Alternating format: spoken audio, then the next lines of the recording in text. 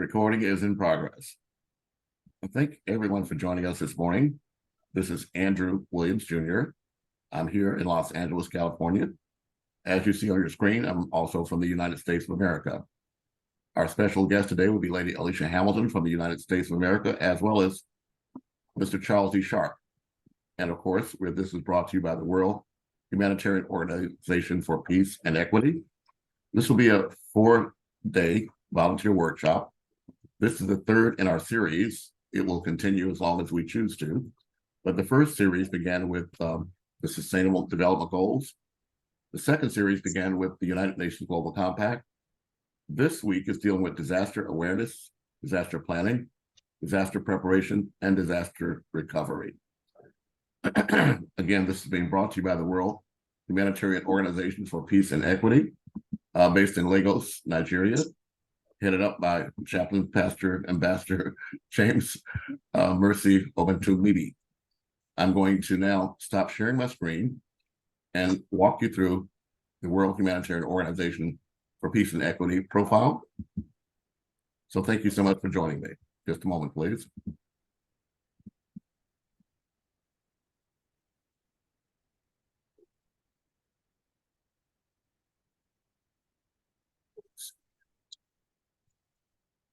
Technical difficulties. So the World Humanitarian Organization for Peace and Equity, the motto is togetherness and humanitarianism. Please mute yourself if you're not one of the speakers. The background of WHOPE, let me just go up just a moment here. Background of WHOPE, the motivation and inspiration behind the WHOPE establishment is localizing the Sustainable Development Goals for humanity.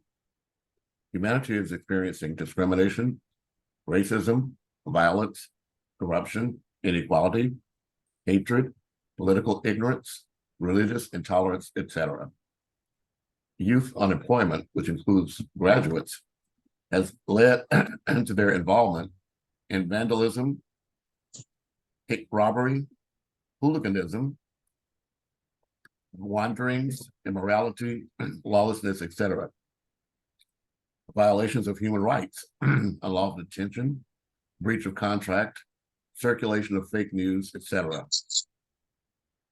The World Humanitarian Organization for Peace and Equity was established as a nonprofit and non-governmental organization to complement the efforts of government and that of the United Nations principles of promoting peace and fundamental human rights by building integrity, values, and professionalism in the humanitarian sector from each locality to the entire world. WHOPE was officially established after the successful registration with the Corporate Affairs Commission of the Nigerian federal government on the 22nd of February 2018. So we're celebrating actually our 5th year this year. So thank you so much for joining us. We're also duly registered and certified by the Economic and Financial Crime Control on Special Control Unit Against Money Laundering certification. Our vision is to construct a fair, just, fair, and sustainable world in which each person can live in peace, safety, freedom, and be protected from poverty and has the right to development. Our mission is to improve peaceful living conditions for humanity, their social development, fair and sustainable economic growth that respects human dignity, the rule of law, fundamental freedoms, gender equality, and human rights, oriented on the United Nations Sustainable Development Goals and African Union Agenda 2063. Our core value is to bring integrity and development, professionalism, and team spirit into humanitarianism. For integrity, we honestly and rightly discharge our duties in a reliable way with strong moral principles. We sustainably create growth, progress, and positive change economically, socially, and environmentally for human development.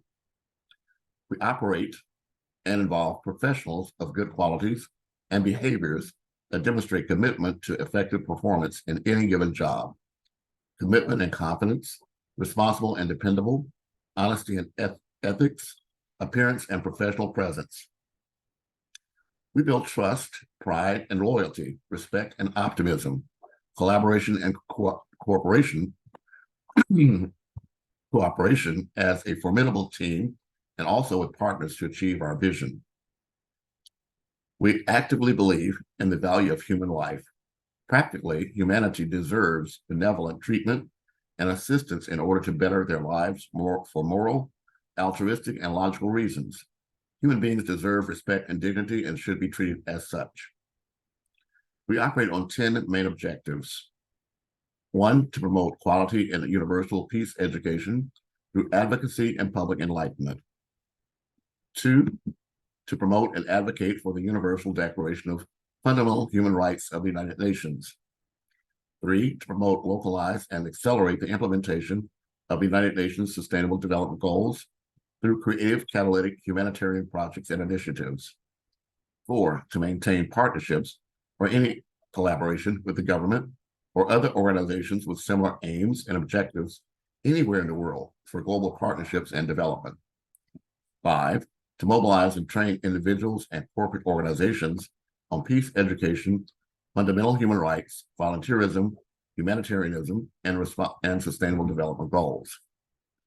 6, to manage, mediate, and resolve conflicts for individuals, institutions, and other corporate bodies. 7, to recognize, appreciate, award, and appoint the distinguished humanitarians and volunteers, such as those attending today, as goodwill ambassadors for quality services and contributions to the nation building and human development. 8, to create humanitarian empowerment and global partnership for development and promoting social justice in order to have peace and equity for the eradication of poverty in the society. 9, to promote fundamental freedom, gender equality, and human rights oriented in the United Nations Sustainable Development Goals and African Union Agenda 2063. And 10, to advocate for climate change, social justice, and human rights for eradication of environmental and health inequalities in the society. Membership.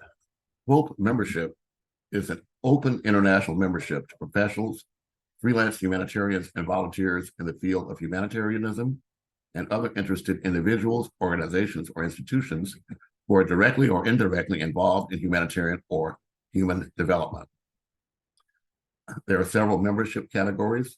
There's a governing council membership, executive board membership, honorary board membership, management board membership, regional board membership, state board membership, and area board membership.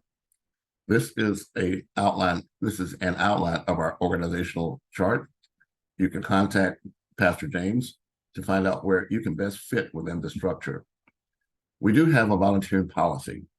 Volunteering, we use the following as principles in our volunteering policy: volunteerism as a service to humanity, volunteerism with respect to culture, religion, and government, volunteerism based on passion, volunteerism for no financial reward, volunteerism based on an individual's free will, volunteerism based on respect for fundamental human rights, volunteerism based on respect for fundamental human rights, freedom, and gender equity and equality.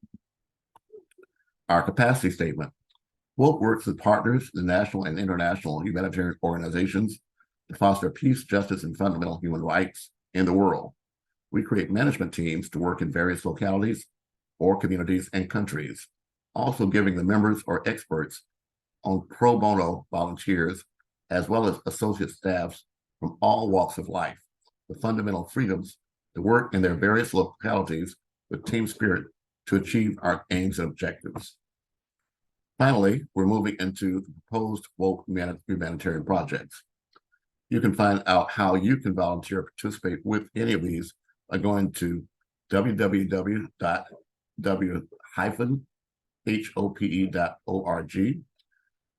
Our proposed humanitarian projects include clean water for communities, school project for the children in the streets, affordable housing for students in tertiary institutions, and school buses for nursery and primary school pupils.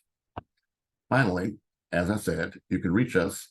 Our international head office is in Africa at 4 Alimosha Road off Lagos Abeokuta Expressway by the Adiola bus stop, Alimosha, Lagos State, Nigeria. Our website is www.w-hope.org. You can email us at info@w-hope.org or support@w-hope.org. With that presentation, I want to thank you, and I'm going to close out my presentation by allowing Pastor James to open us up.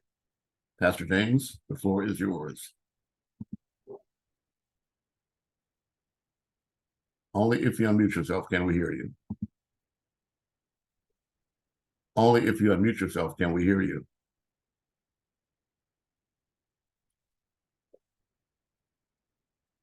Only if you unmute yourself can we hear you. Well, our audience, you'll have to give Pastor James just a moment. As often happens, we are having technical challenges. So give Pastor James just a moment to find his way to speak to us in a way that we can hear him. No, Pastor James, we cannot hear you yet.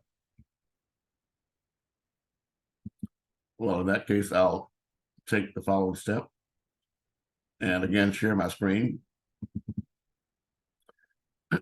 Today's workshop on Monday, the 27th of December, addresses 4 key areas. As I mentioned, disaster awareness, disaster planning, disaster preparation, and disaster recovery.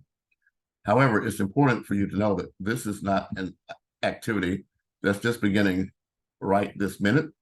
This has been an ongoing commitment on my part, and I'll share with you where we began.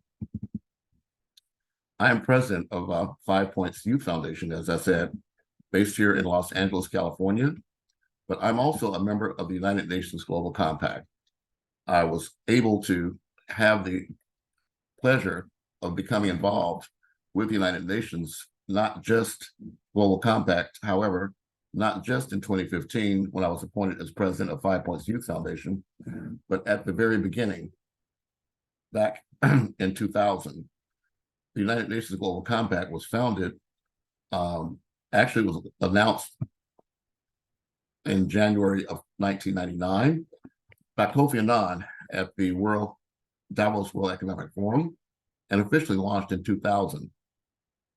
Kofi Annan was also the Secretary General of the United Nations, and he launched simultaneously with the Millennium Development Goals. He launched as a companion the United Nations Global Compact. What we are dealing with now, the Sustainable Development Goals, is only what we call the second iteration of the Millennium Development Goals. I'm unable to clearly modify my screen here, so I'm going to share with you the commitment that we made back in 2015 and my role then as the chairperson of the International Board of Advisors, Goodwill Ambassadors. That has evolved now to what we now know as the AHIABGA, the Ad Hoc International Advisory Board of Goodwill Ambassadors, which Pastor James is one of our trusted and appreciated ambassadors. However, back in 2015, we announced that we were taking a 5-phase plan to cover all the 15 years of the Sustainable Development Goals. Phase 1 was dealing with the United Nations Global Compact. Phase 2, caring for climate. Phase 3, establishing and strengthening local networks. Phase 4, working for business for peace. And Phase 5, to build community resiliency, neighborhood empowerment, and economic development networks. This is a document that was actually filed with the United Nations. So the work we're doing now is just a continuation of the commitment that we made. Specifically, we are looking to work through interfaith and neighborhood partnerships for the Sustainable Development Goals worldwide. On the left, you'll see that we set a goal back in 2015 of raising awareness about at that time, the brand new Sustainable Development Goals. We were able to have over 50,000 unique hits on social media, but that was only done through a collaboration with myself and over 100 Goodwill ambassadors. At that time, we were working with Lady Alicia Hamilton, who will be joining us later today, and the Revelation Network and TR International, where I'm hosting regular events to address challenges that we're facing. In fact, today's show is actually being streamed live on TRN International as well. There's a very specific outcome that we're trying to accomplish. We're trying to raise the awareness so that nonprofit organizations around the world can join the United Nations Global Compact, or whether you join or not, to uphold those principles of the United Nations Global Compact and holding accountable those 15,000 businesses around the world that are already members of the United Nations Global Compact. They make commitments on a regular basis for their corporate social responsibility objectives. So we're asking you to be able to understand that they have commitments in these 10 principles, and they cover 4 major areas. One is human rights, another is labor, environment, and anti-corruption. This information is easily available. Just go to unglobalcompact.org and you'll find out all this information. This is a model that we began using in 2015, and we're now suggesting that you members of this volunteer workshop consider to take advantage of the resources that are commonly available to accomplish worldwide objectives that you can use in your local community. That's the whole point of this exercise, to provide you information that is available that you can use locally. I actually coined the term localized. That's localized with a G in front of it. So we can deliver local solutions that we source globally, and global solutions that we source globally. So this is an exchange, a transfer of information. There's a very simple United Nations Global Compact management model that any organization can use. You do not have to be a member of the United Nations Global Compact to use the resources that they make available. This is the model that we're using.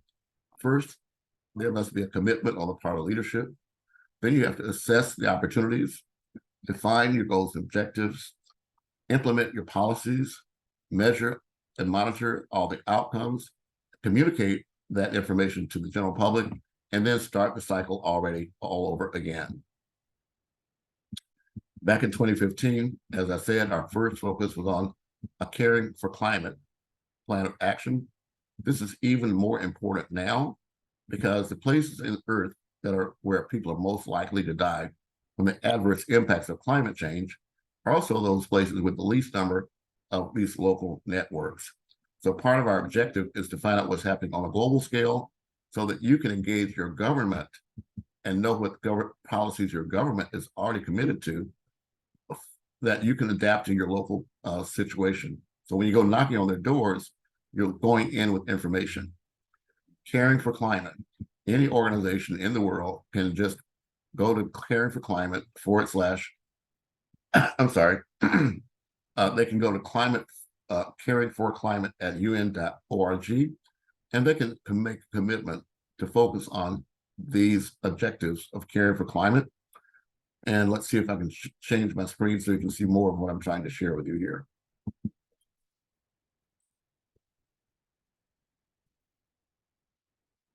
Yes. So there is, in fact, the United Nations Global Compact, Caring for Climate, to build community resiliency. So business people around the world realize that climate change and environmental degradation pose important new risks and opportunities for their company's competitive growth and development. As I scroll down here, you'll see that there are Caring for Climate offers maximum value for signatories on a global level, including the ability to demonstrate leadership, increase visibility, showcase action, share best practices, and shape policy agenda.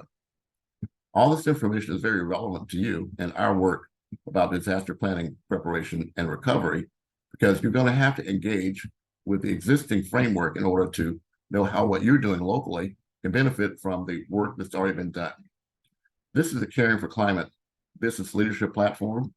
This is a statement where business leaders make a commitment to taking further practical actions to address climate impacts in their local communities. There are expectations from governments, but also expectations from the businesses themselves. And again, no one has to be a member of anything to simply go online and register to make this commitment so that you individually can take the responsibility for your own work. So companies can join Caring for Climate by simply endorsing the Caring for Climate statement. To join, the highest level executive should sign a copy of the Caring for Climate statement and send it to the Caring for Climate Secretariat at caring4climate@un.org. And please CC me at 5pointspresident@gmail.com. In 2015, we've made a special effort, as I said, to focus on freeing our planet, because there is no planet B. This is the only planet we have to work with. As you can see, we also support growing food as one of the ways that we can support our local communities. This is an introduction of the United Nations plans, initiatives. This, however, has been discontinued. It's a cities program where entire cities were asked to make the commitment on behalf of their entire populations to focus on these goals and objectives. However, the Business for Peace platform is still in place, and this is one of the areas where we'll be asking those in Nigeria in particular to take advantage of this opportunity. There are several organizations set up around the world. Nigeria just happens to be one of those countries that does have a local network focused on business for peace. So recognizing that local ownership and knowledge are vital to driving change, Business for Peace has adopted a locally driven approach.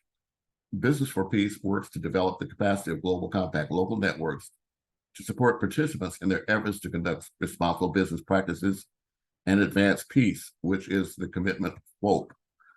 18 local networks have already joined in this growing movement, including Canada, Colombia, Egypt, Germany, India, Indonesia, Iraq, Israel, Mexico, Nigeria, Pakistan, the Republic of Korea, Sri Lanka, Sudan, Turkey, Uganda, Ukraine, and United Kingdom. And before we begin today's presentation, I do want to again ask you to find out more about these local networks. There are particular people that we can reach to share the work that you're doing in your local area with what we're trying to accomplish worldwide. Again, today, this is 2023. We began this effort in 2015. So we're building faith-based and neighborhood partnerships for the Sustainable Development Goal and a worldwide global compact for business and community resiliency networks, focusing on Sustainable Development Goal number 17, multi-stakeholder partnerships. One of today's guests is Lady Alicia Hamilton. At that time in 2015, and even now, she was responsible for making sure we had access to a global market or a global audience. And again, we're streaming right now on Facebook on the TRN International News website, as well as the New World Network website, which is now the parent of this organization. You can find information about what she's doing at PAC Red, and that's, again, focused on preparation and awareness for community resiliency in emergencies and disasters. So we're asking subject matter experts here to join this collaboration. Again, this is not something we're just thought of right now. It's something that's been going on for quite some time. Our other special guest this week will be Charles D. Sharp, for the CEO of the Black Emergency Managers Association. Both Lady Alicia and I are lifetime members of BEMA, and we believe it is critically important that you in your local area consider joining BEMA as nonprofit organizations, but also to get your businesses involved as well, so you can connect that dot. I'll make this document available to all of the participants whose email addresses that we have, so that you can find this background information about our speakers today. And I'm going to stop sharing my screen just briefly and see if we have Mr. Charles Sharp available here, or if Pastor James is able to unmute himself, we'll allow him to give our opening. But you can see that the work we're doing has impact on a wide area of hazards not just wildfires, but floods. They were all experiencing around the world. There is no planet B. So the effort is for us to all engage our activities and finding out how we can work together collaboratively to have a major impact on the outcomes for our local communities and worldwide. So Pastor James, again, I'm going to ask you if you can unmute yourself and give us an introduction before I move to the next phase. Thank you, Ambassador Andrew. Plus, can you hear me now? Yes, thank you. We see and do hear you. Thank you. Please give us an opening. Okay, thank you. Welcome. I'm using my phone and some calls are coming in. So I think if calls comes in, it comes that way. Right. So it's a pleasure meeting you again. This is Chaplain James Mercy Obatumebi from World Humanitarian Organization for Peace and Equity. It is a blessed day once again. Today, starting another program for our volunteers on disaster management, disaster preparedness, disaster recovery, and so on and so forth. In this program, you are going to learn more about what this disaster is all about and how can we come in as individual organizations. What role are we going to play? This is part of what we are going to learn in this program. And we have facilitators and a special guest for this program. And that is why we waited a bit for more to join us. But the quite number we're having here now, we have about 25 already. It is a good start in this program, and we are expecting more to join us. And do not forget, we are going to give certificate after this training, as we have done in 2 weeks' time. We had the 2 weeks' time and last week, and this is another week. We have also told you that when you are entering a training like this, we expected you to input your name in your name as you are coming in. We can see some others that are not really putting in their names. And that is why you keep on disturbing us after giving you your certificate, complaining about incorrect names and things like that. Not just texting your name and your emails. We want you, as you are coming in, to put in your name. Like somebody that puts Prince Hem now. We don't know you. And if we put Prince M in your certificate, whose fault is that? When you are coming into a program, putting your name, we can see some others putting in their phone name, OPPOA1K. We couldn't understand that. Please, if you have not input your name, please do that to help us know who is attending the program, and it will help us to input your name rightly into your certificate of training after this training. So I want to say congratulations for those that have participated in our programs. Congratulations for those joining us today. As we proceed officially further into this program, we are having His Excellency, Dr. Ambassador Andrew Williams Jr., who has taken us for a couple of 2 weeks and is also here today. We want to say thank you, Ambassador Andrew, for all you do and what you have been doing for humanity, for WHOPE, and for the world in general. We appreciate you and we say thank you. And the special guest for today is Sir Dr.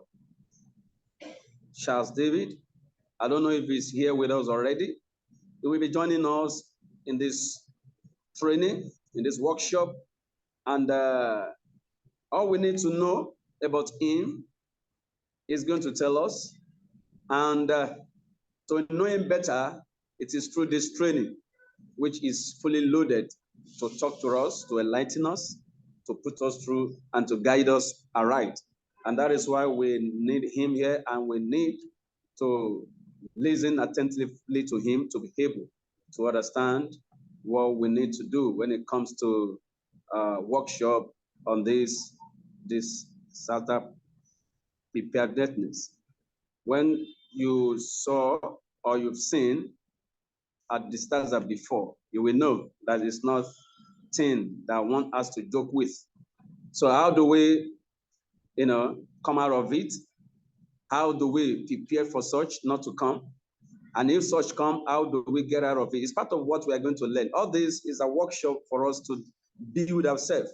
And wherever we meet ourselves, it will also help us to get out of it. So we don't want to waste your time. I'll take it back to Ambassador Andrew Williams Jr. to know if our guest is out in the house, so we're able to introduce him, or we proceed further until he joins us. So thank you, Ambassador Andrew, for being with us. Thank you. Yes, you're very welcome. And I'm going to continue the presentation. This is, as you know, a 4-day workshop. So I'll take the heavy lifting. Today, I apologize to all of you. Normally, we get started freshly into our content, and many of you have been already here before, but we are trying to reach a new audience. So I want to bring us back to where we began. Again, I mentioned earlier to you that our situation is that climate change is having a negative impact all over the world. And our objective is to find ways that we can adapt to that. I shared with you this booklet where, again, those areas highlighted at the top of the map on the right-hand side that have the darkest color of where they're the most intense impacts of climate change. At the bottom, where you see the light area, that's the place where the least number of local networks. I do want to give you all of you full respect and ask you to respect yourselves, particularly those in Africa, because while the world is talking about the Sustainable Development Goals, what they don't talk about is the fact that it was the African Union Agenda 2063 that provides the basis for the bulk of the content that we use now for the Sustainable Development Goals. So treat it like it's yours. It's not something that someone's trying to impose upon us. It's something that we own, but we have to take advantage of that. Again, we're trying to work within the context of the United Nations Global Compact, dealing with these principles affecting everyone: human rights, labor, the environment, anti-corruption, and transparency. It's important that we all, again, decide and identify which of these 17 Sustainable Development Goals your work is most focused on. We do understand that your work may impact one or more, but we ask you to, again, indicate to us which of these 17 Sustainable Development Goals you're focused on. This booklet will be given out to everyone here. It describes the United Nations Global Compact initiatives that anyone can participate, whether you are a member or not. And finally, on the right-hand side, we will have a registration form so that your non-governmental organization can register with us. This will also be available on the WHOPE website so that you'll be able to easily find ways to identify the talent, skills, and abilities that you have and how they're most relevant to the work that's going on around the world. So our presentation will begin. I'm going to briefly share my screen. So in the future, we can mark this as the beginning of the official presentation. Andrew Williams Jr. here. This is day 1 of the 4-day volunteers workshop for disaster awareness planning, preparation, and recovery. Again, the work that we're doing here is being done not just through our own efforts in our own local communities, but as part of a worldwide effort around the world. And it's focused on something called the Sendai Framework for Disaster Risk Reduction. Now, that may not sound familiar to you, but it's important that you understand the background of what it is that we're doing. So I'm going to share with you this brief video.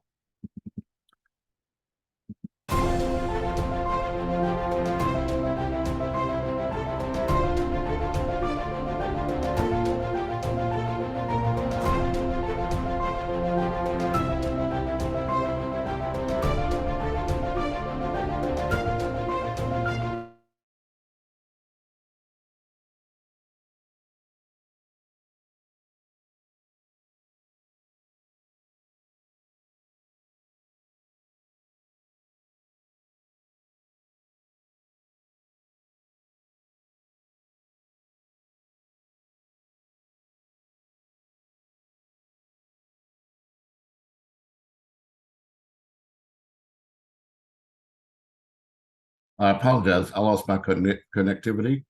So Pastor James is not just in Nigeria where you have these challenges. I'm going to begin again. Thank you.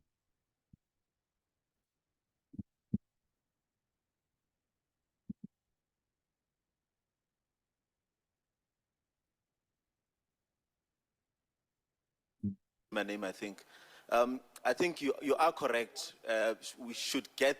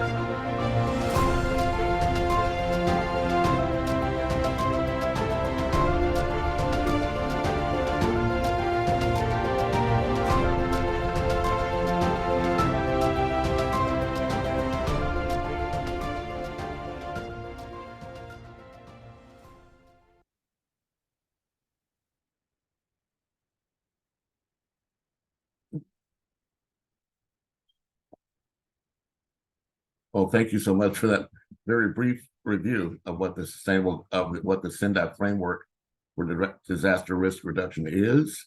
But to give you a further in-depth understanding of what it is, let's go back to the beginning. Again, what we're talking about now did not begin yesterday. This is an ongoing collaboration. And this all began alongside the 2015 Paris Climate Change and also the 2015 launch of the Sustainable Development Goals. The SENDAP framework was established to focus on global challenges, targets to achieve between 2015 and 2030. Again, this information is publicly available.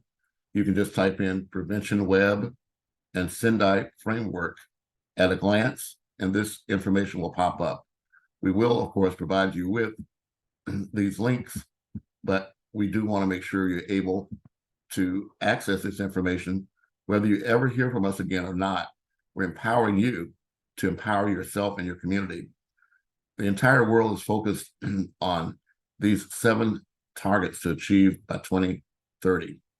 The intent is to substantially reduce A, global disaster mortality, B, the number of affected people, C, economic loss in relation to gross national product, and D, damage to critical infrastructure and services disruptions. E, the number of countries with national and local disaster risk reduction strategies. F, international cooperation to developing countries. And G, availability and access to early warning systems and disaster risk reduction information. So those are the areas on the left-hand side in the purple. We want to reduce global disaster mortality, reduce the number of affected people, reduce economic loss, and reduce damage to critical infrastructure. At the same time, we want to, on the right, increase the number of countries and nations and communities with local disaster risk reduction strategies, international cooperation by developing countries, and availability and access to early warning systems and information. What I'm asking you to do is take human right number 29 responsibility and find ways that you can use in your local community what these countries are doing on a global scale. Only then, when you have conversations with your governments, can they understand that you're talking the same language that they are. These are terms and explanations that you need to familiarize yourself with. We're in a focus of lifelong learning. So, for example, we have to focus on the scope and purpose of your activity, the expected outcome, goal, and targets. This is true not just for disaster risk reduction, but also for any business operation. But one of the key things are to determine what your priorities are for action. In terms of disaster planning, priority 1 is understanding the disaster risk. Priority number 2, strengthening disaster risk governance to manage disaster risk. Priority 3, investing in disaster risk reduction for resilience. Priority number 4, enhance disaster preparedness for effective response and to build back better in recovery, rehabilitation, and reconstruction. Again, this is not something we're asking you to do on your own. We're asking you to understand that governments have made their commitment to achieve these objectives, but you can only participate with them when you know what they are. So there are several guiding principles that governments are asked to follow. We're asking you as responsible volunteers to find out more about how to take advantage of this opportunity to educate yourself and educate your community. On this page, you can click on this link and get more information. There is, in fact, an entire curriculum around this where you can find out more about what the specific tools and resources are. That's a Sendai framework for disaster risk reduction. And I do want to say to you that the name Sendai is not just a made-up word. It's actually a place in Japan, Sendai, Japan, which is where this framework was launched, where the meeting was held to launch this framework. Now, all of you here are, in fact, members of not just the United Nations, but you're members of your local community. But you have representatives at the highest levels of government working on this Sendai framework for disaster risk reduction. In particular, this right now is called the midterm review. It was launched in 2015, just as we're halfway towards accomplishing or addressing the Sustainable Development Goals. We're halfway through the Sendai framework for disaster risk reduction. So there's high-level political meetings that are being held at the United Nations where people representing all parts of the world are having these conversations. So it's, again, important for you to educate yourself about how your representative is speaking about these areas on an international and national basis that actually impact you locally. So again, you can go find out where these activities are happening. For example, earlier this year, there was a high-level meeting for the midterm review of the Sendai framework. In May, there was a risk reduction hub where there was an area of sessions, side events, and engagements in preparation for what we now have as the report for the midterm review of the Sendai framework. Again, your phone or your computer is your best library right now, because all you have to do is just click on a link to get additional information. In particular, this particular report deals with the midterm review of the implementation of the Sendai framework for disaster risk reduction, 2015 through 2020. This is not long, so I'll just read it to you for those of you who aren't able to access it. United Nations Office for Disaster Risk Reduction expresses its appreciation to member states and non-state stakeholders for their commitment to consultations, review, and reporting, which allowed the assembly of this important collection of findings and recommendations to guide amplified and accelerated action in the implementation of the Sendai framework for disaster risk reduction, 2015 through 2030. The report of the midterm review of the implementation of the Sendai framework for disaster risk reduction, 2015 through 2030, will be available in all 6 official languages of the United Nations.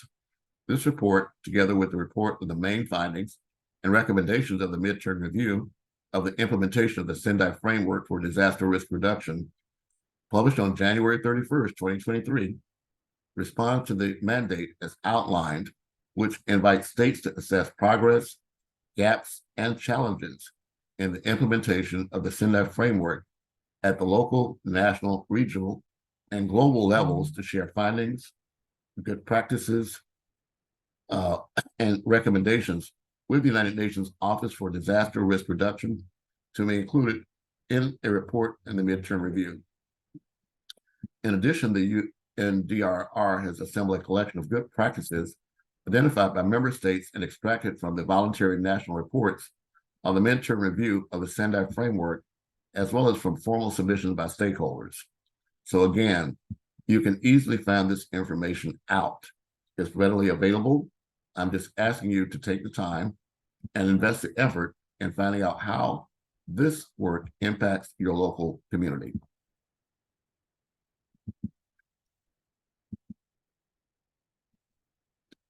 We are fast approaching what's known as COP28. For those of you on the continent, you may or may not know that this year's Africa Climate Week took place from the 4th through the 8th of September in Nairobi, hosted by the government of Kenya. It was organized in parallel with the Africa Climate Summit, also hosted by Kenya. I bring this information up to you because trying to address areas of disaster awareness, planning, preparation, and recovery, they depend on more than your local efforts. They depend upon you connecting with global efforts and national efforts. There are monies and partners already in place that are able to help work with you to address issues in your local community. I would ask you to look in your own community. I would think in particular Abuja and Lagos, but for those of you not in those major cities, connect with WHOPE so we can engage with you directly at the United Nations level. There are several organizations that address this issue, but in particular, you have the UN Development Program, UN Environment Program, UN Climate Change, and the World Bank Group. These are your global partners. And your regional partners, as you may know, include the African Union, ECA, and the African Development Bank. Again, this is just an overview in general of the activities that are happening on a global scale that address these areas of disaster awareness, disaster planning, preparation, and recovery. So, Pastor James, I'm going to put a break in here and ask if we could now take the official roll call of our individuals. And if Mr. Sharp is not here by then, we'll reconvene for tomorrow. But Pastor James, I'm going to, at this point, stop sharing my screen and allow us to do the homework or the housekeeping chores of making sure we have the attendees here so that everyone can get credit for the attendance. So Pastor James, are you here? Can you come back, please? Yes, I'm here. Can you hear me, please? Yes, we hear you. All right, thank you. I think I'm good to go here. All right. So thank you, Ambassador Andrew. Maybe we'll quickly use this medium for any question in what you have just taught. If anyone wants to ask questions before we go to attendance and some other things, please. Yes. Among us here. Also, they can put their questions in the chat. Many people have connection problems, but if you put your question in the chat or raise your hand, I'll be happy to answer any questions. And thank you so much for your allowing me to give you this beginning of our presentation. Thank you. All right. Please, do you have any question from anyone? You can raise up your hand if you have anything to say or any question to ask. And you can also put it in the chat if you have any question, please. This is the time for question. Any question from anyone, please? Doris? Doris, are you here? Did you see my message, Doris? Doris Kamagara, are you here? Yes, I'm here, but I didn't see your message. I text you in the chat to take proper record of the attendance. So that means you are not even checking the chat. That means you are not fully present here. That means you are not fully present. Do you have any question from anyone, please? Any question?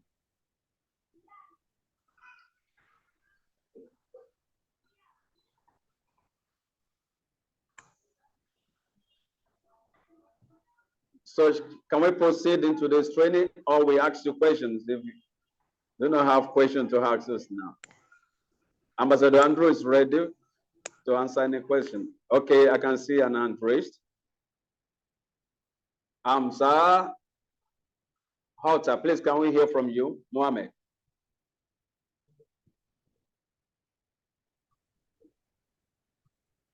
Go ahead, Mohammed.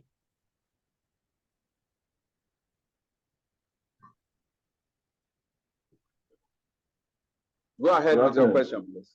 Yeah, good afternoon. Go ahead with your question. Okay. I'm happy to be here again. I want to sincerely appreciate William Jr. for coming up again with this report program.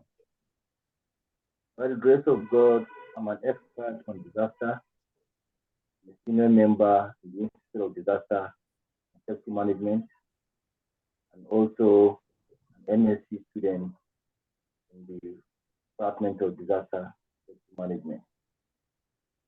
And seeing this program an opportunity for us to interact, for us to discuss, for us to share ideas, and for us to share knowledge together. I've started well. At this moment, I will not say I'm trying to throw a question, but I want to encourage our Mr. Williams Jr. to continue doing what he's doing, continue to do the good things that he has. Last week, we ran off a program. Today, we are on for another program. An opportunity for us to share ideas together.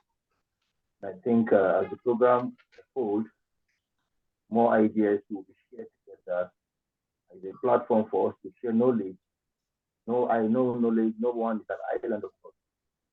And I think an opportunity should be given to everyone who has experience, knowledge on this field of disaster, to share where knowledge has. So I think I want to ask. Okay. But as the program unfolds, I will come up with ideas. So our ears are on the ground now to hear more so that we can.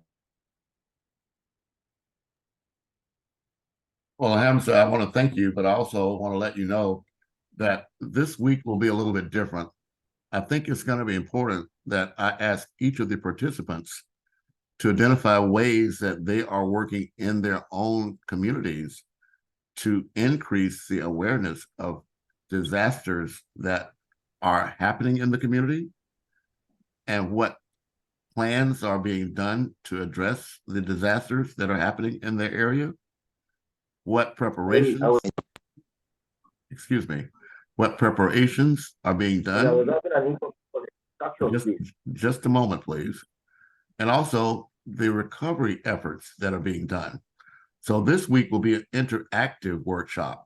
So Hamza, I intentionally included you as being one of those people that has the expertise to share with the group your own experience as a disaster planning expert. You don't have to have a degree in it, but if you spend your life doing it, you know better than anyone else what activities are happening in your area that you can share with us. We need real life examples. And if anyone on this call has ever experienced a local disaster, please raise your hand.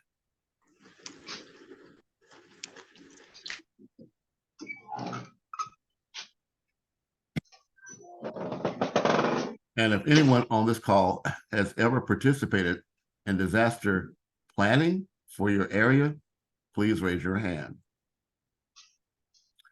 If anyone has participated in disaster preparation for your area, please raise your hand. If anyone has participated in disaster recovery actions in your local community, raise your hands. So Pastor James, I'm going to leave it up to you to call on those people who raised their hands to tell us about their own experience. So Pastor James, I'll turn it over to you to do so. I'm even trying to get to them. Please, can we mute everyone? Do not take one. Carry it back. Please, can you You mute keep the water anyone? down. I want to open it, that is fine. So they Yeah, bought just a moment. one. I'm trying to. Hello, Emmanuel Etu. Please, can you mute your mic? Ambassador Andrew, can you mute all, please? Yeah, I'm You trying to can find try it. to code. Please, let's mute all, then we unmute again. Yes, it's done. Okay, thank you. Yeah, so earlier I saw some hands raised, but now Yes, and it's even down. So let's ask if your hand was raised, please can you talk to us? What have you been doing, or what kind of engagement you had in your local communities, and what have you been doing? Can you share your experience with us? Those people that raise their hands, you have been involved or engaged yourself in disaster management. Okay. yes. Okay, Dr. Anita and Amza, you know, they've been this disaster planning, preparation, recovery, management, and whatsoever. Please, can we hear from you? Can you share any experience with us?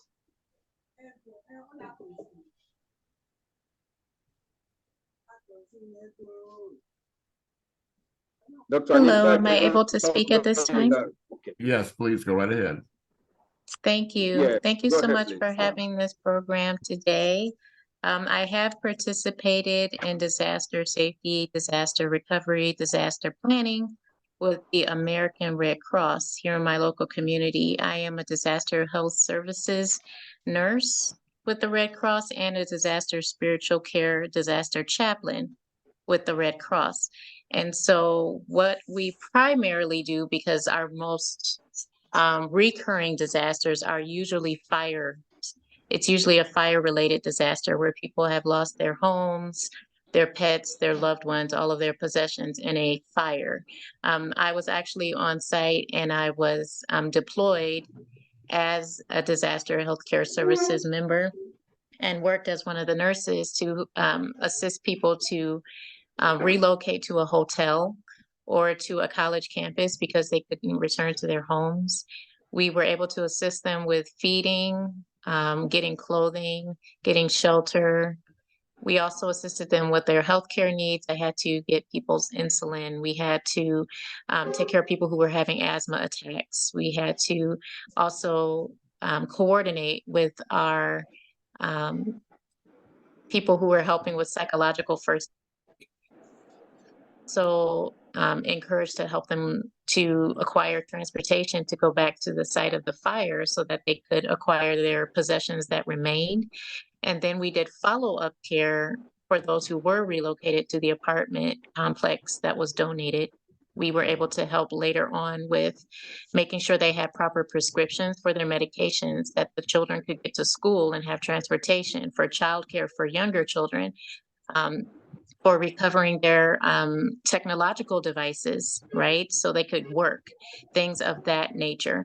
We also did the reporting on all of these things, and I was able to input data regarding how many people were in a household, what things were required for their immediate care, and following up with doctor's appointments, as well as spiritual care, which would include me being a Christian chaplain. I would deal with those who were Christians, but then those who were of other religious denominations and whatnot, we would refer them to their denomination or to their religious institution. So I have been able to participate in those things, and it wasn't, some parts of it were more organized than others. Some could definitely use help, but for the most part, we were able to see to the people, which was the most important part. It's very rewarding. And I highly recommend that you look into the Red Cross as just one of the organizations that does these things. But there are many NGOs, there are many organizations that help with disaster planning, recovery, reuniting family members back together, seeing to pets care, because there's a new branch of humanitarian efforts in order for people to reunite with their pets, actually. And then, of course, all of the range of religious services if people want to attend a service or they want to, speak with a chaplain, all of those things. So it's very rewarding, and I highly recommend it for anyone who's interested in humanitarian care and specifically advancing the sustainable development goals in that area regarding reducing poverty, reducing the lack of education, et cetera, the different sustainable development goals that interact with the humanitarian aid during disaster. So thank you for the opportunity to speak. Oh, we do appreciate that, Professor Anita. We do appreciate that, and thank you so much. Israel, you have your hand in the chat. You mentioned that you participated in data recovery. Israel, can you unmute yourself at this time or not? Okay. Yes, sir. I don't know. Good evening, sir. Thank you. We hear you. Please go right ahead. Tell us where you're from, what area you're from, the community. Okay, I'm very grateful for this opportunity and the training. I'm so amazed at it, and I've learned a lot so far. While I was serving, that should be last year, my CDS group, my Community Development Where are Service. you? Please, Israel, where are you? What country, what community, where are you? Okay, I'm in Nigeria. Okay, what part? Where in Nigeria? Sir. Where in Nigeria? Okay, I'm presently in Plateau State. Plateau State, okay. Yeah, but I did my National Youth Service in Niger State, which is the reason why I'm calling. Yes, Okay.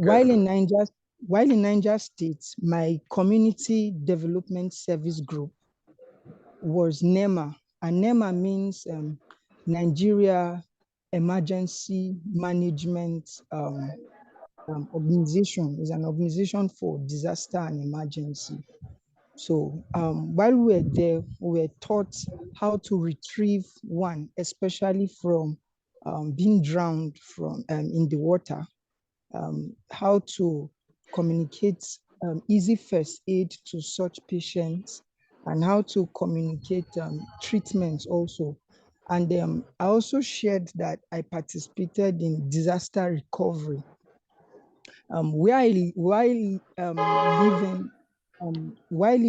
Still in Niger, there was this orphanage home close to us. It's in form of a school.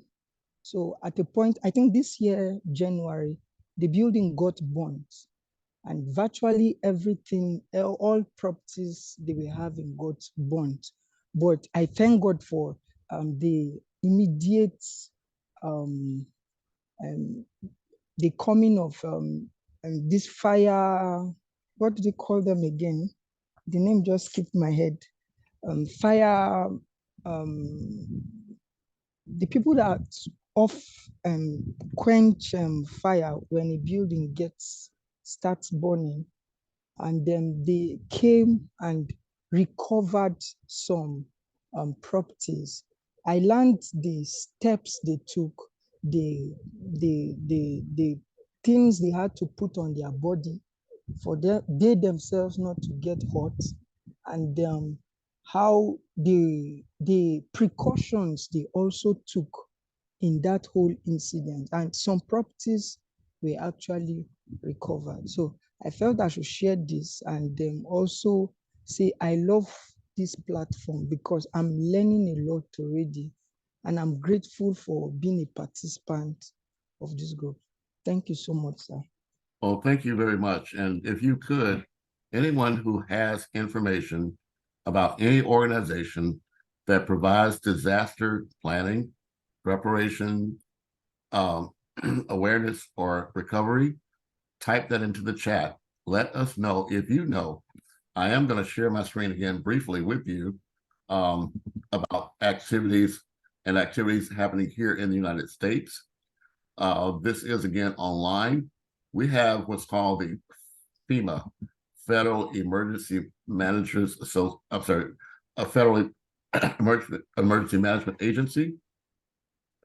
But this information is online, so it's available not just to those here in the United States, It's also available to you in Africa, in Italy, in Europe, in Asia, anywhere around the world.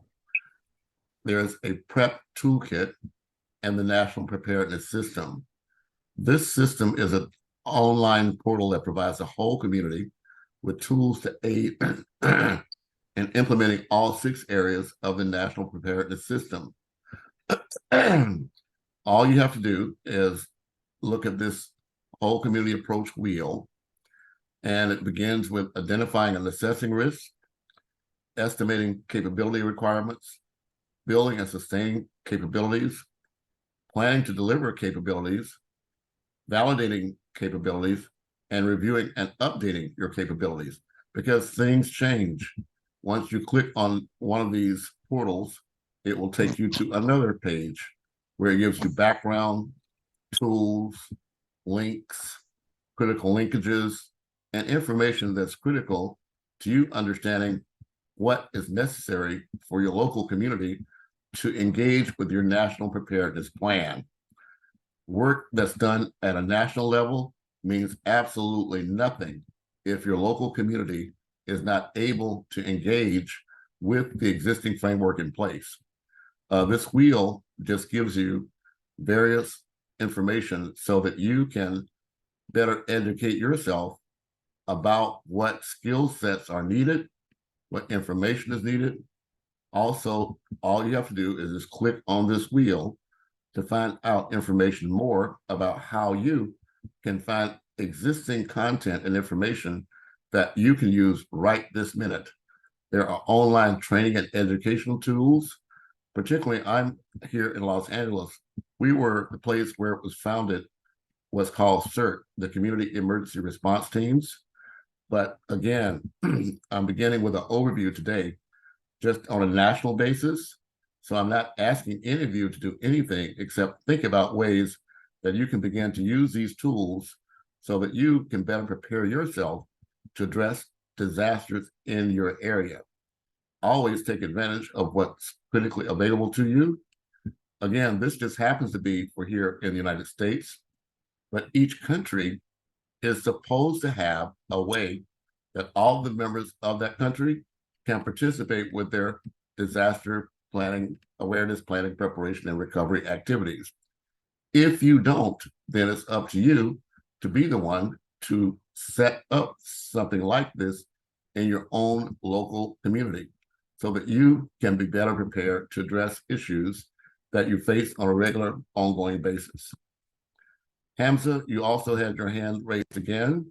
Are you able now to tell us a little bit more in specifics about specific organizations or activities or projects that you've provided, Hamza, dealing with disaster management? Are you still with us, Hamza? Can you unmute yourself?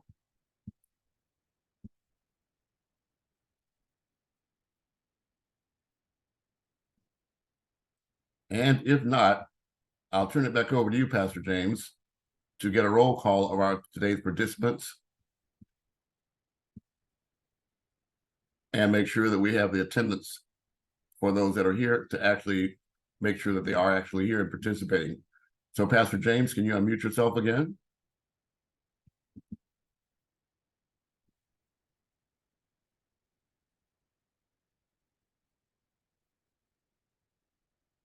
Well, it may be that Pastor James got another phone call. He's unable to hear us or engage with us.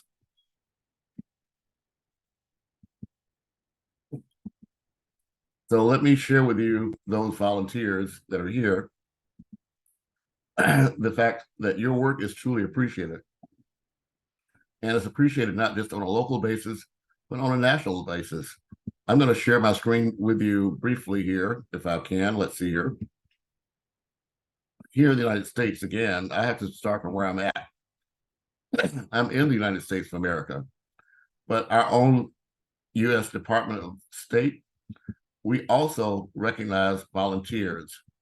What you'll find is that there are many people involved with major corporations or even governmental agencies that are themselves doing outstanding volunteerism locally and abroad. This was just released today from the United States Foreign Service Department. 8 winners will receive the Associates of the American Foreign Service Worldwide Secretary of State Award for Outstanding Volunteerism Abroad at a ceremony to be held on November 9th at 10:30 a.m.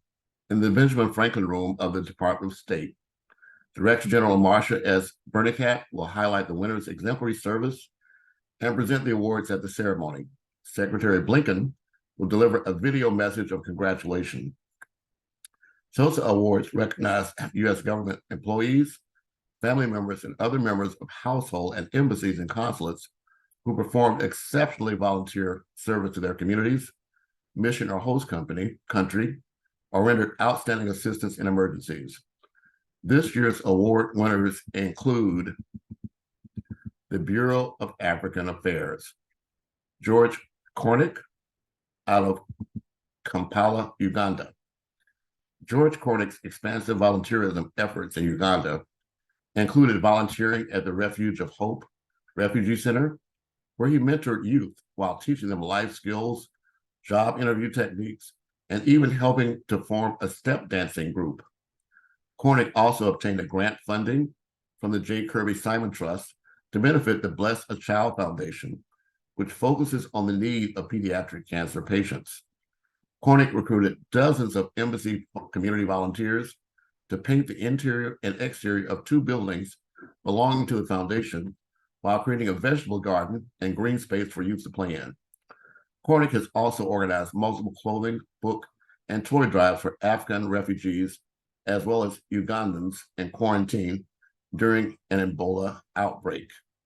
So this is just one example of how at the national level, the work that we're doing locally in your local community can not just have a wider impact, but you as volunteers can actually gain recognition for the work that you do. I'm preparing to close now, but before I do, let me also share with you my screen. And I want to give thanks and appreciation to one of our other ambassadors, the work I've been doing as the international chairperson for the World Humanitarian Organization for World Humanitarian Organization for Peace and Equity. I do that as chairperson of the International Advisory Board, but I'm also the chairperson of the International Advisory Board for the Saga Foundation, Shola Agbula Goodwill Ambassador Association, which I'm pleased to let you know that I appointed Pastor James as one of our international coordinators. But here's an example of how local organizations can impact disaster recovery. So the Saga Foundation has a focus on bringing hope, health, healing, and education to those in need.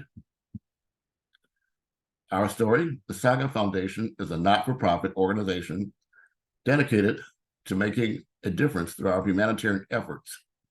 Our mission focuses on providing vital medical equipment and supplies to communities across Africa and beyond. We also help with educational supplies and computers to enhance learning in schools.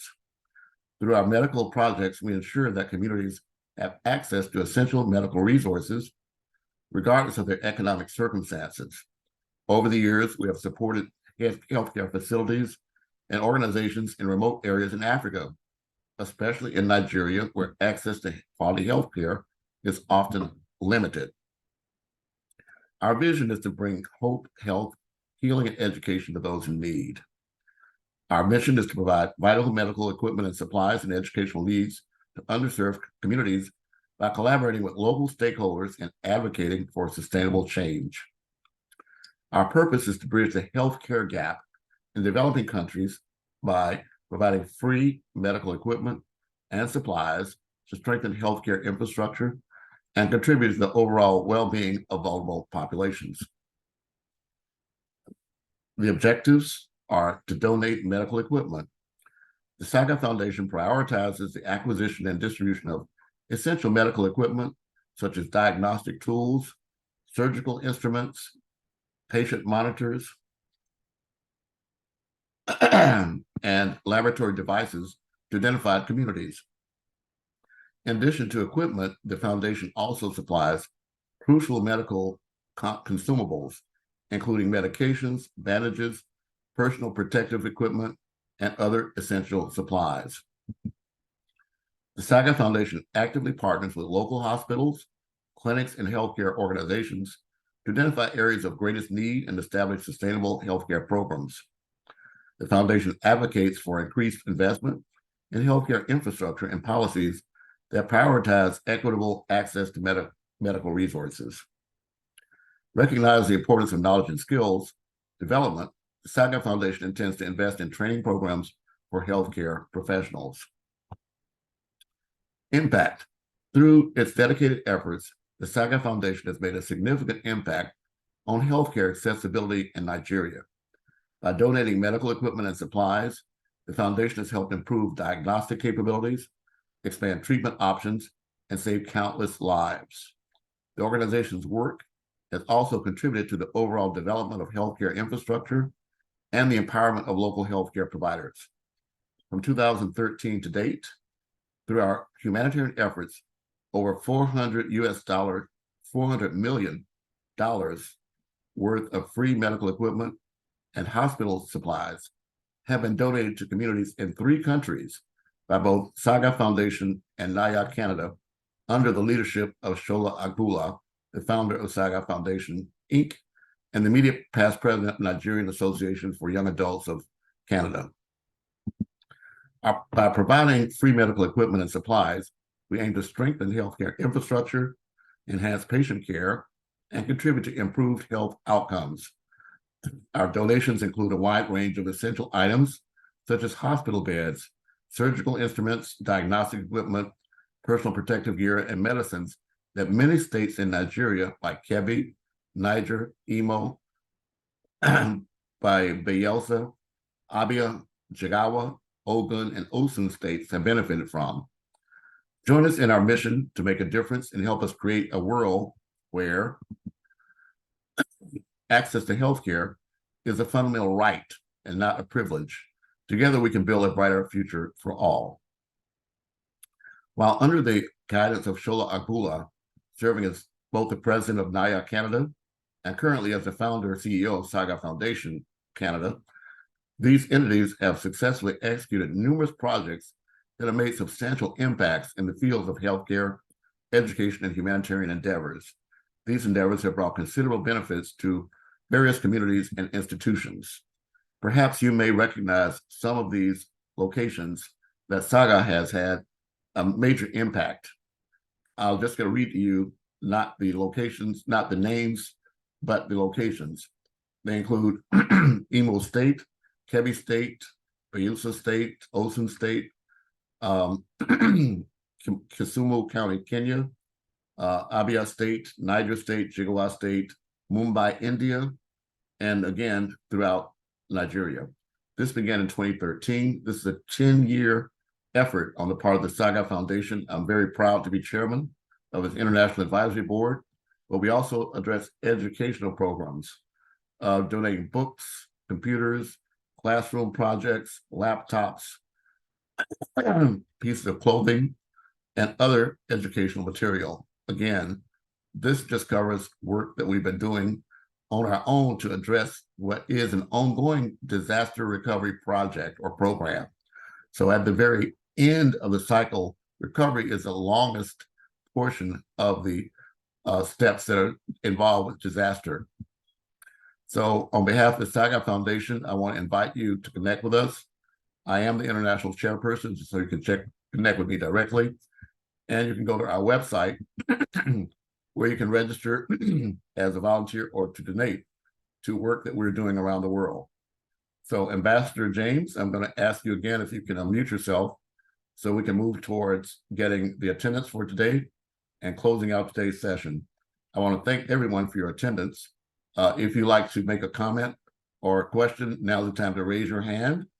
If not, then Ambassador James, I'm going to ask you to come back, and I see Dr. Peter Smith has joined us just in time to close us out, unless James comes back.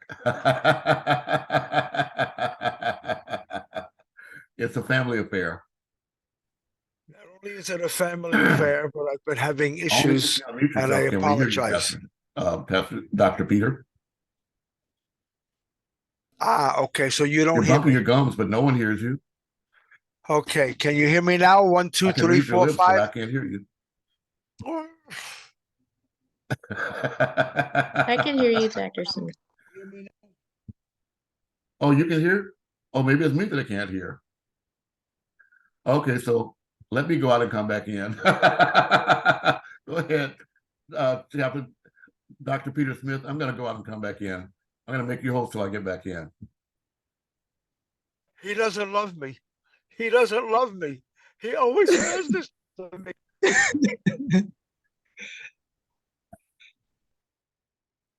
James had it against me. James is attacking me all the time, and then Andrew beats me up, and James backs him up. I don't understand all this. But anyway, good afternoon, ladies and gentlemen, from Puerto Rico, United States of America. Hi, James.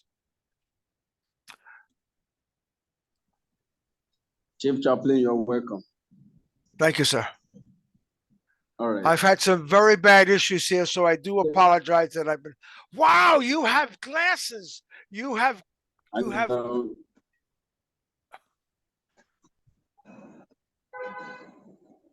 Borrowed one. I borrowed it. You needed them. So thank you everyone for joining us today. It has been a wonderful program, and I believe we have learned one or two things in today's program. Either you like it or not, we cannot do with all these things. It happens every time. It happens every now and then. It happens in different communities, and that is why we must understand and learn about all these things. Very, very important. Very, very important. So I want to thank everyone joining us today. Do not forget, we still have the program tomorrow, next tomorrow, and on Thursday, as we normally do. And if you are joining us today and you are not here tomorrow, next tomorrow, or the last day, I'm afraid you might not have your certificate, because this certificate is mainly for those who fully attend the program.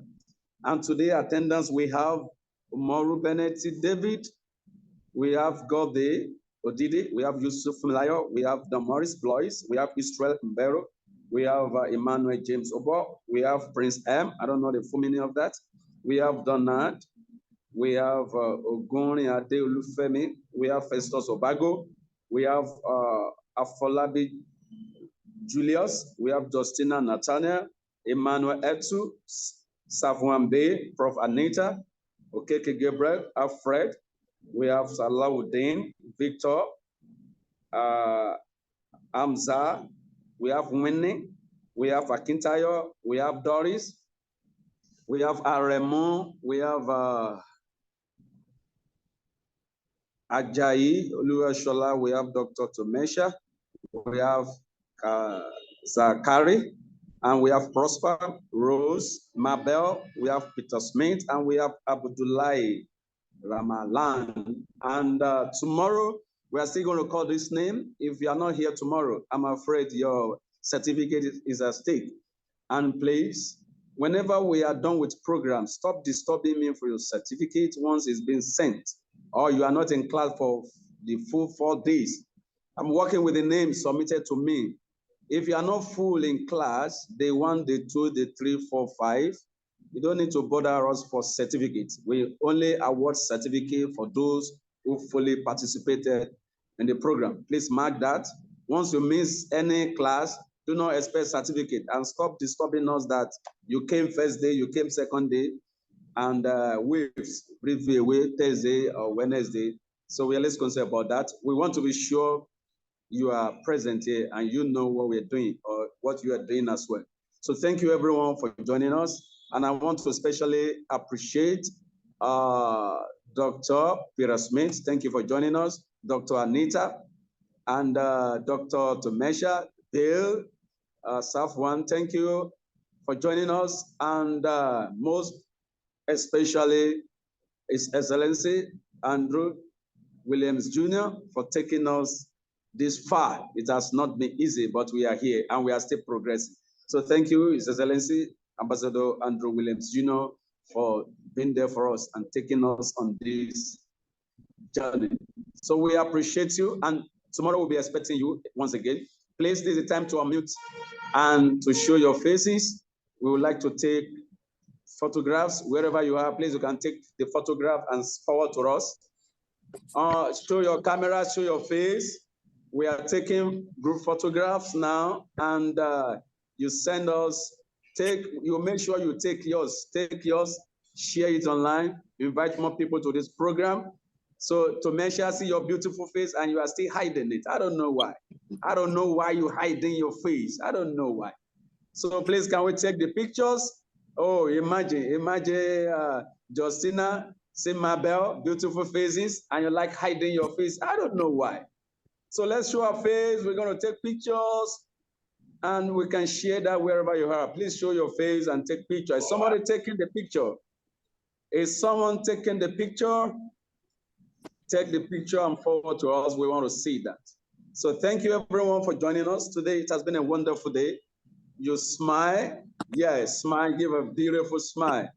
Because this picture, your smile might heal somebody from trauma, might heal somebody from troubles or disturbance here and there. Your smile might refresh one's life. So give a smile. Whatever the situation, whatever the condition, give a smile.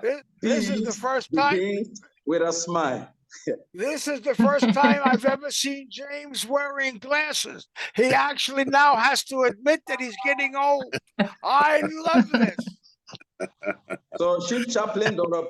Peter Smith, you know when I'm wearing glass, you should not wear. That's why you pull down yours. You understand that? If I'm wearing glass, you should not wear. So that's why you put down your glass. That's okay. Now, tomorrow there will be homework. Everyone here has, I know, experienced disasters. Everyone here, I know, has experienced disasters. We need an example of a disaster you've experienced and how it impacted you and how you can prepare a better plan for disaster awareness, planning, preparation, or recovery in your own local community. That's the homework for tomorrow. Did you get the By the way, Okay. we can still put that in the chat. That is your homework. So prepare for that. And we're going to ask that tomorrow. So it's a beautiful day. So thank you everyone for joining us. All right. It has been a wonderful time. All right. Love you all. Thank you, sir. God bless you. So Thank Mesha, you, don't stop everyone. smiling. See you tomorrow. Take care, So Anita. Mesha, don't Take stop care. smiling. Good to see you again. Do not stop smiling. I love that. Do not stop smiling. Do not stop. This is true. Anita, do not stop smiling. Don't stop. This is true. Keep smiling. There's so much to be thankful for. I All the keep time. smiling. Yeah. Yes, it's heal wounds. You understand that? It's heal wounds. So keep smiling. So thank you everyone for joining us. It's been a wonderful day. So same time next tomorrow, same time, same station. So stay tuned. Thank you. Love to all. Thank you. Bye-bye.